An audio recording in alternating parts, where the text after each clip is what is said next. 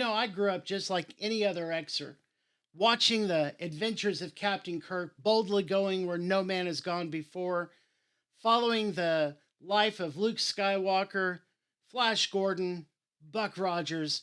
What adventure could there be out there beyond the stars, right? The question is, why do we want to go in outer space? I mean, is it because we want to maintain our air superiority? Do we want to harness some other resources for the planet? Or is it because we actually want to touch the face of God? Are we trying to find our creator? Are we looking for that physical, tangible proof that says, yes, God is real? Hey, I'm Daniel Lee, and that's exactly what we're going to talk about today. Can we touch the face of God? So buckle in. This rocket's about to take off. Yeah, I know, another bad joke. Let's go.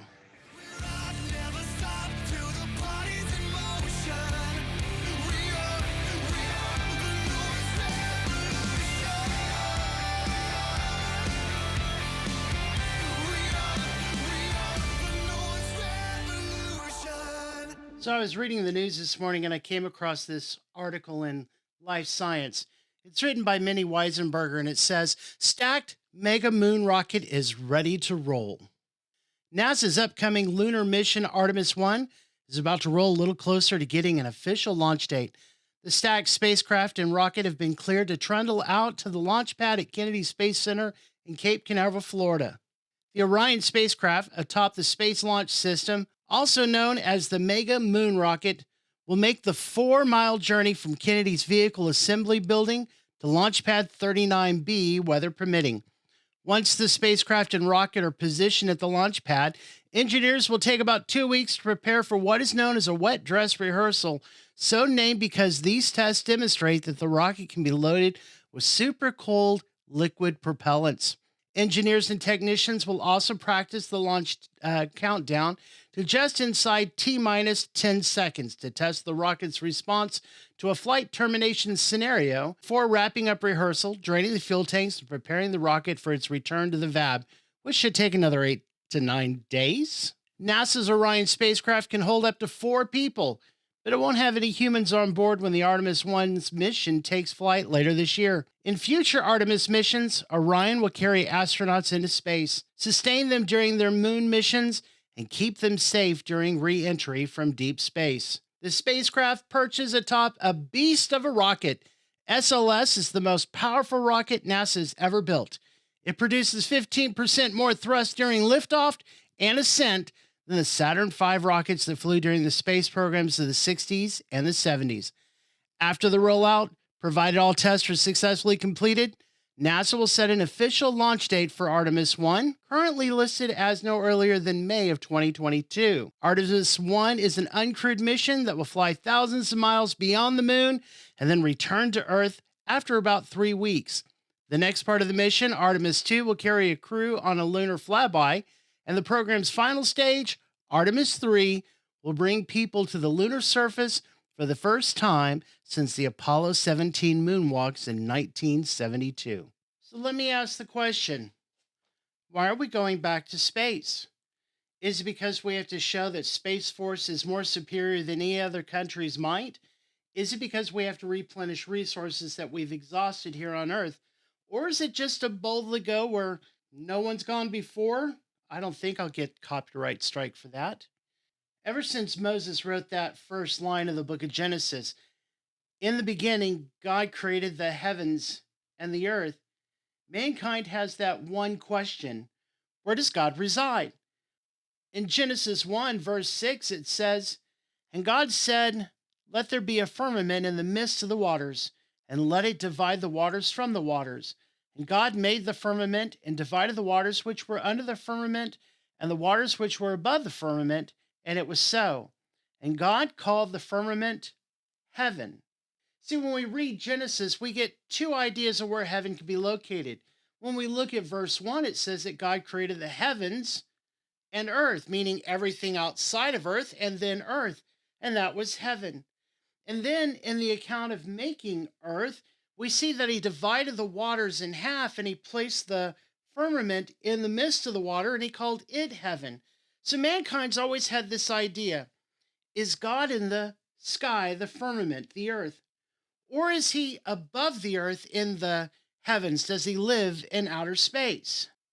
So we set out for ourselves to see. With the invention of the airplane, the Wright brothers were the first ones to break gravity and to lift off into the sky. And what did we find as we flew around the air? Bunch of clouds, no cute cherubims, no angels playing harps, no God sitting on his throne. So when we got back down to the earth, we had to rethink it. If he's not in the sky, then he must be in space. And so, with all of our heart's might, we proceeded to build a rocket that would carry us beyond our earthly bounds to see if God was in space. And of course, what did we do? We landed on the moon, we looked around, and what did we see? A bunch of rocks. So, God wasn't on the moon. So, man came home thinking to himself, if God's not in the air and God's not on the moon, is God real? See, it's our desire to see where we came from. And so the question we have to answer is, are we created? And the only way to answer that question is to actually touch the Creator. So, as if in the next phase of our, should I say, evolution, we've now designed a rocket that carry us not only to the moon, but finally beyond the moon. With Artemis 3, NASA will land the first woman and the first person of color on the moon. This milestone will also lay important groundwork for establishing a long-term human presence on the moon and will play a pivotal role in an even more ambitious space travel goal, sending the first humans to Mars. And then from Mars, where do we go? Have you considered how far we've already come as far as a species? I mean, essentially, we have one language today. No, I know what you're thinking. We have all these different languages, Daniel. What are you talking about?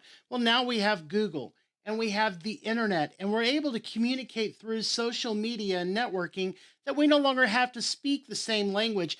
Each of us now is able to influence one another through all different kinds of platforms. It's as if we really are just one people now. In just the last 10 years, consider the things that we've been able to accomplish. We came out with a vaccine in under a year that in the past would have taken decades to create. We have AI that's almost become sentient, and we have them in all of our homes and our automobiles. Talking about automobiles, not only do we have electric automobiles, but they're almost autonomous. They're going to be able to drive us wherever we want to go, and we'll never have to touch a steering wheel. You can get on the internet right now, order whatever product you want. A drone will bring it to you within an hour. Is anything impossible for us today as mankind? If we were to take an honest examination of ourselves, I think the question we'd have to ask is not if there's a God, but can I function independent of Him? Because if I'm not dependent on God and I'm self sufficient, then I get to write the rules. I get to say what I want to say and do what I want to do. I get to live a life that I want to live. Again, in the book of Genesis, this time in chapter 11, we find this account. Now the whole earth had one language and one speech. And it came to pass as they journeyed from the east that they found a plain in the land of Shinar, and they dwelt there. Then they said to one another, come, let us make bricks and bake them thoroughly. They had brick for stone, and they had asphalt for mortar. And then they said, come, let us build ourselves a city and a tower, whose top is in the heavens. Let us make a name for ourselves, lest we be scattered abroad over the face of the whole earth. They say if we don't study history, we're doomed to repeat it. Here we have a people that their technology was beyond imagination for their time. Sure, we may be able to do things a little faster today, but roughly what they did is exactly what we do today. There's nothing new under the sun. And they decided that not only were they superior, but they were going to build a tower with the intent of what? To reach into the heavens. They wanted to see for themselves if there was a God and if they could be independent of God. But the Lord came down to see the city and the tower which the sons of men had built. And the Lord said, indeed, the people are one, and they all have one language, and this is what they begin to do. Now, nothing that they propose to do will be withheld from them. Another translation says, nothing will be impossible for them. Come, let us go down and there confuse their language, that they may not understand one another's speech. So the Lord scattered them abroad from there over the face of all the earth, and they ceased building the city.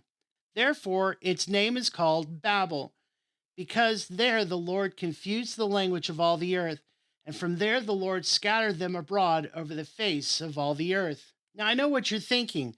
You're talking about an ancient civilization, right? How could that happen to us? Have you ever given any thought to what would happen if our satellites just suddenly fell out of the orbit?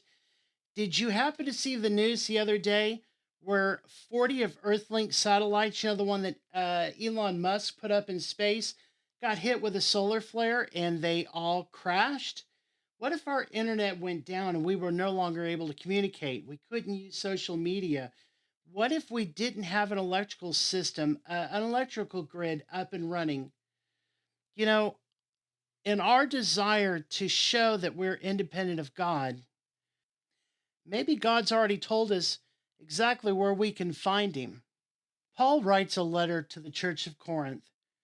In it, he says this: I know a man in Christ who was caught up into the third heaven 14 years ago. Whether he was in the body or out of the body, I don't know. God knows. I know that this man, whether in the body or out of the body, I don't know, was caught up into paradise. Consider for a moment what Paul just said. Whether in the body or out of the body, I don't know, but he was called up to a third heaven. Scientists are now beginning to think that space is not infinite, that there's actually a boundary that we are contained within, that you can't just go on forever. That makes sense, because if there's a third heaven, well, we've already been to the first heaven, and that's the sky and the clouds, and we saw that God wasn't there. We've now gone to the second heaven, as declared in Genesis, and God's not there.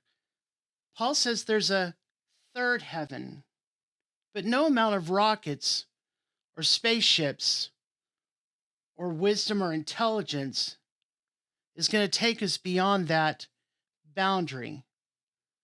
Grace takes us to the third heaven.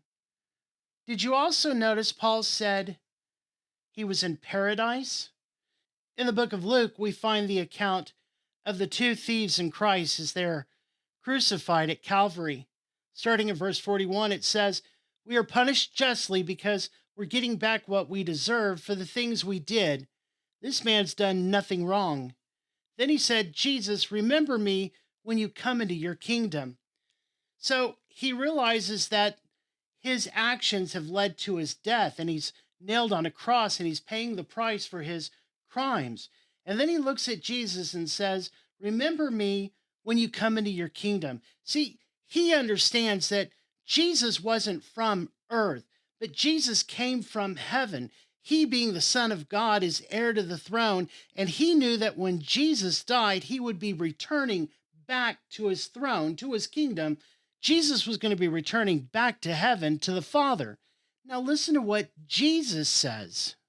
And he said to him, I assure you, today you will be with me in paradise. Did you hear what he said? You're going to be with me. You're going to be able to touch me. I'm going to introduce you to the Father. You're going to be in heaven. How do I come to that conclusion? It's the same thing that Paul said. When Paul was telling us that he was called into the third heaven, he said that that third heaven was paradise. It's where God exists. It's where the throne of heaven is established. It's where Jesus came from. So I've got to ask this question. Space. Is it truly the final frontier? Are we on a mission to seek out new life or to establish new civilizations, to boldly go where only God has gone before? What's our motivation? What are you looking for? Are you trying to touch the face of God? Paul tells us anyone who calls upon the name of the Lord shall be saved. Just like Jesus said to the thief, this day you will be with me in paradise, heaven, where he'll introduce you to the Father. You can shake his hand, give him a hug, touch his face. I don't know. I think I'll just be glad to get there. Hey, I'm Daniel Lee. And maybe you've got a different take on these passages. Maybe you disagree with me. That's okay. If you want, leave a comment below. Let's talk about it. Let's do it amicably.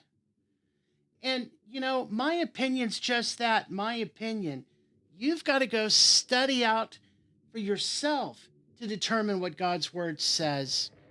Thanks to the protests for allowing me to use their song Noise Revolution. Thanks for hanging out with me till the end. Don't forget, study to show thyself approved unto God, a workman that needeth not be ashamed, rightly dividing the word of truth. I'll see you next time. This has been the Divine Muse. God bless.